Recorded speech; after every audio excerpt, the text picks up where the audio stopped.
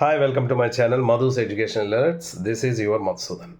ఈరోజు ఈ వీడియోలో ఎంసెట్ ఎగ్జామినేషన్ సంబంధించి తెలంగాణ స్టేట్లో ఆల్రెడీ కంప్లీట్ అయిపోయింది.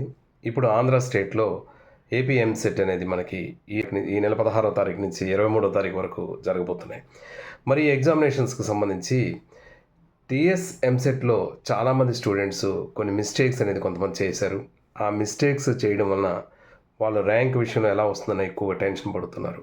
సో అటువంటి మిస్టేక్స్ ఏం చేశారు, అవి ఏం చేయకుండా మనం ఉండాలి. అసలు ఎంసెట్కి మీరు ఇంకా కేవలం 1 or 2 days ఉండేటప్పుడు మనం ఈ 2 రోజుల్లో మనం ఎలా ప్రిపేర్ అవ్వాలి, ఎంసెట్కి ఎలా ప్రిపేర్ అయితే మనం ఎటువంటి మిస్టేక్స్ లేకుండా ఈజీగా ర్యాంక్ అనేది తెచ్చుకునే అవకాశం ఉంటుంది అనేది ఈ వీడియోలో మీకు షేర్ చేస్తున్నాను. ఎక్కడా స్కిప్ చేయకుండా చివరి వరకు చూడండి. ఎవరైనా ఫస్ట్ టైంగా నా ఛానల్ చూసినట్టయితే ప్లీజ్ సబ్స్క్రైబ్ మై ఛానల్. ఇక విషయంలోకి వెళ్దాం.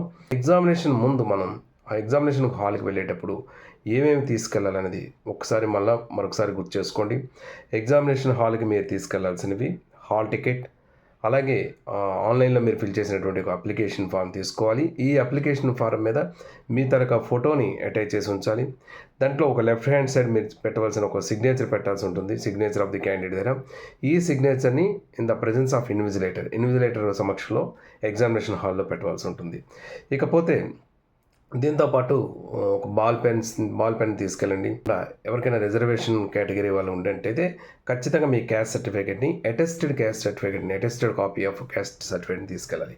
అంటే అటెస్టెడ్ కాపీ అంటే ఈ క్యాస్ట్ సర్టిఫికేట్ జెరాక్స్ మీద ఎవరైనా గెజిటెడ్ ఆఫీసర్ చేత సైన్ చేయాల్సి ఉంటుంది. గెజిటెడ్ ఆఫీసర్స్ అంటే మనకి లెక్చరర్స్ అవ్వచ్చు, మనకి డాక్టర్స్ కానీ ఎవరో ఒకరి చేత గెజిటెడ్ ఆఫీసర్ సైన్ చేయించుకొని ముందు ఈ సెట్ అంతా కూడా ముందు రోజుకే రెడీ చేసుకొని సిద్ధంగా ఉంచుకోండి.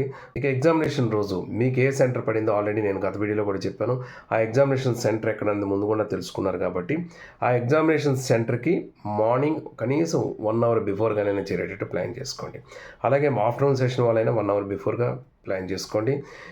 ఎగ్జామినేషన్ హాల్కి వెళ్ళిన తర్వాత అక్కడ మళ్ళీ కొంత ప్రాసెస్ అనేది మీకు ఉంటుంది కాబట్టి వెరిఫికేషన్ ప్రాసెస్ ఇవన్నీ ఉంటాయి కాబట్టి ఎర్లీగా మేము వెళ్ళడం అనేది మర్చిపోకండి.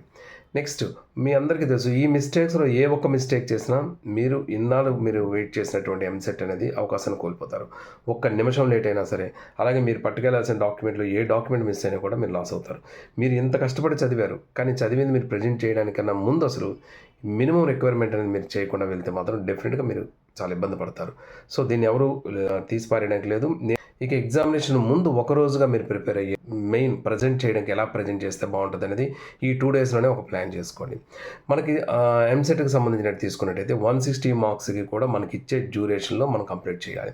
అంటే టైం ఫ్యాక్టర్ అనేది చాలా ఇంపార్టెంట్. ఇందులో మ్యాథ్స్, ఫిజిక్స్, కెమిస్ట్రీ అనే సబ్జెక్ట్స్ 3 ఉన్నాయి కాబట్టి ఈ సబ్జెక్ట్స్ని ఎలా ప్లానింగ్ చేసుకుంటే బాగుంటుంది. ముందు ఎగ్జామినేషన్ హాల్లోకి వెళ్ళిన వెంటనే మీకు మీ సిస్టమ్ దగ్గరికి వెళ్ళి మీ సిస్టంలో అంతా కూడా బాగుందా లేదా చెక్ చేసుకొని సిస్టమ్ పర్ఫెక్ట్గా మీకు అనిపిస్తే ప్రాబ్లం లేదు. దాంట్లో ఏమైనా టెక్నికల్ ఇష్యూ ఏదైనా ఉన్నట్టయితే వెంటనే ఇన్విజిలేటర్కి ఇన్ఫామ్ చేయండి.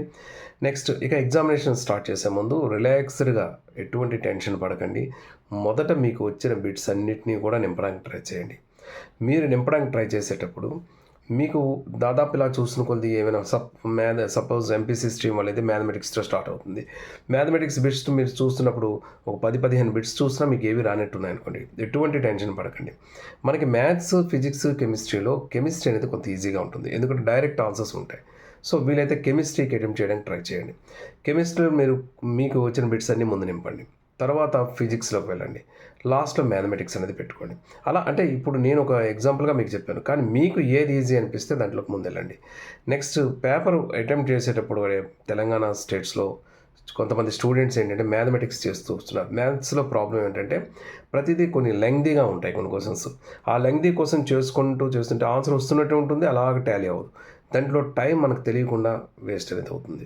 సో మ్యాథ్స్ చేసేటప్పుడు మాత్రం మీకు డైరెక్ట్గా ఆన్సర్ ఏదైనా కనబడి మీరు చేసేయగలను అన్నట్టు అనిపిస్తే మ్యాథ్స్ చేయండి.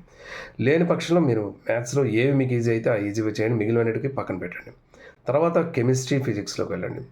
ఇక మొత్తం వచ్చిన క్వశ్చన్స్ అన్నింటినీ కూడా అటెంప్ట్ చేసి ఇక లాస్ట్ మినిట్లోనే చీట్ కోడ్స్ అనేదానికి 10-15 minutes దానికోసం కేటాయించుకోండి. ఏవైతే మీకు రాని బిట్స్ ఉన్నాయో వాటన్నింటినీ కూడా ఏదో చీట్ కోడ్స్ ఉపయోగించడం కోసం ఒక 10-15 minutes మాత్రం మీరు కేటాయించుకోండి.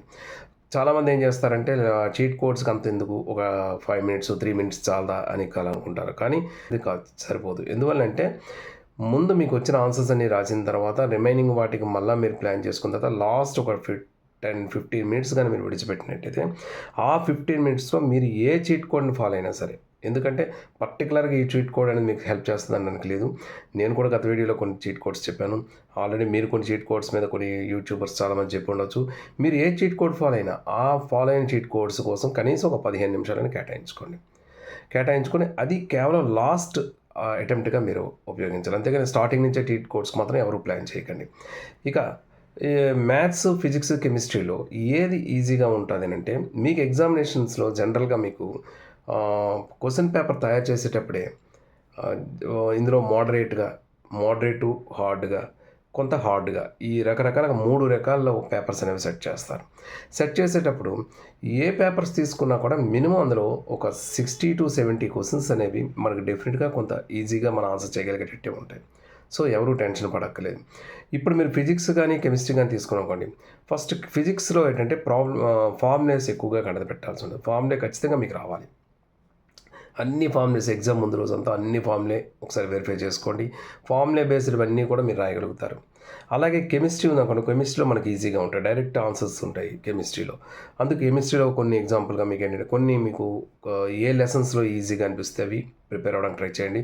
ప్రత్యేకంగా ఈ లెసన్ అనే కాకుండా యాక్చువల్ చెప్పండి, కెమిస్ట్రీ తీసుకున్నట్టయితే మనకు ఇనార్గానిక్ కెమిస్ట్రీ, ఫిజిక్స్ తీసుకున్నట్టయితే సెమీ కండక్టర్స్ కానీ, యూనిట్స్ అండ్ మెజర్మెంట్స్, ఇలా కొన్ని ఈజీ చాప్టర్స్ మీకంటూ ఏవో కొన్ని ఈజీ చాప్టర్స్ ఉంటాయి.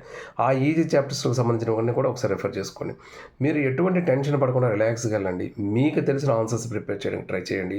ఖచ్చితంగా మీకు ఈజీ మెథడ్లో ఒక 60 to 70 బిట్స్ ఉంటాయి కాబట్టి, ఫర్ ఎగ్జాంపుల్ మీరు 20 మార్క్స్ మీకు ఫిజిక్స్లో వచ్చిన, కెమిస్ట్రీలో ఒక 20 మార్క్స్ తెచ్చుకుని ఒక 40 మార్క్స్ ఇచ్చానుకోండి.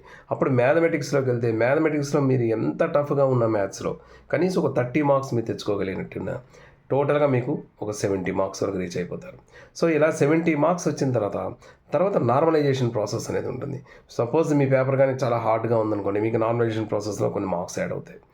అలాగే మీ పేపర్ ఈజీగా ఉంటే అందులో మీకు ఒక 70కి అటు ఇట్లో 1-2 మార్కులు తగ్గొచ్చు. సో ఇలా మనం ప్లాన్ చేసుకొని ఏ విధంగా ప్లాన్ చేసుకుంటే బాగుంటుంది అనేది, మీకు ఏది ఈజీ అయితే ఆ ఈజీ మెథడ్లో మీరు ఫాలో అయిపోవాలి. నెక్స్ట్, ఎప్పుడు కూడా మ్యాథమెటిక్స్ చేస్తున్న వాళ్ళు మాత్రం టైం మాత్రం గుర్తుపెట్టుకోండి.